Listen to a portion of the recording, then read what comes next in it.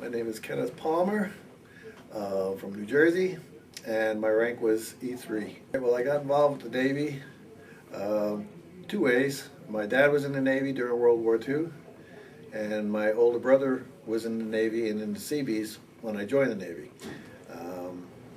He told me as I was going into boot camp, get into a band because I played the guitar, and he said, guys who get in the band have good duty. So when I got into boot camp, I signed up for band tryouts. But in boot camp, they wanted polished musicians. They set a sheet of music in front of you and they say play it. Well, I was not a polished musician. I learned by playing the guitar. So I couldn't pass their requirements, so I went back to training and eventually got signed to actually the CBC in Gulfport, because I believe it was the Sullivan brothers during World War II. There was a bunch of them on one ship, died, so they wouldn't assign us to go in country together. So he was in MCV 133 in country at the time. So I got assigned to CBC in Gulfport, Mississippi. When MCV 133 came back from deployment, my tour duty in CBC was up, so I was assigned to MCV 121. I got assigned to MCV 121 not long before Hurricane Camille hit the coast. When the Hurricane Camille hit the coast, our base sustained 95% or better damage. There's nothing left of it. We were in a warehouse that literally got blown apart around us. We started off in the whole warehouse, and by the time they evacuated us by Marine armored personnel carriers, there was one room left. During the hurricane, when the building was falling apart around us, we put these big fire doors. It was broken into 3 big compartments. And we were in the last compartment in the middle of the building. Both ends of the building were completely gone. This building was big enough to hold 700 and something people. All that was left was one room.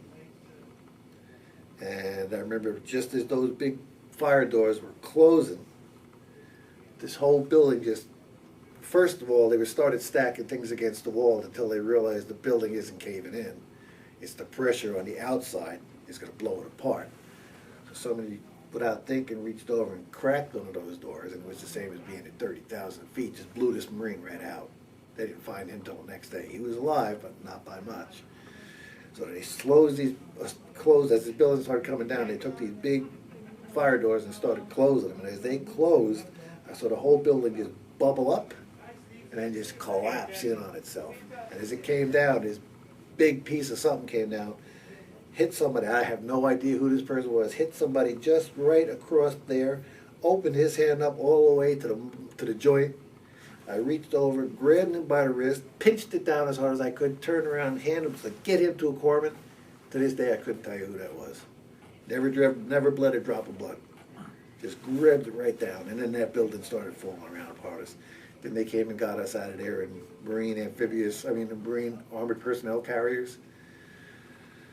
Yeah, and you could still feel the wind. I don't know how many tons those things were, you could still feel the wind hitting them things.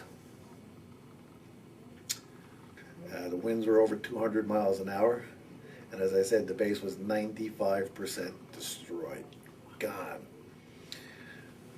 A couple of days later, I don't remember how long, because everything is just a blur after that. We were living in a barracks that was basically one of the few buildings left that had a roof on it. No windows left, no screens, no anything. But they could get power to it, and they could keep the roof on so we didn't get rained on. And it was after work one day, and one of the fellows came in and said, we're putting a band together when we get in country. Do you want to try out? I said, sure. I always carried a guitar with me.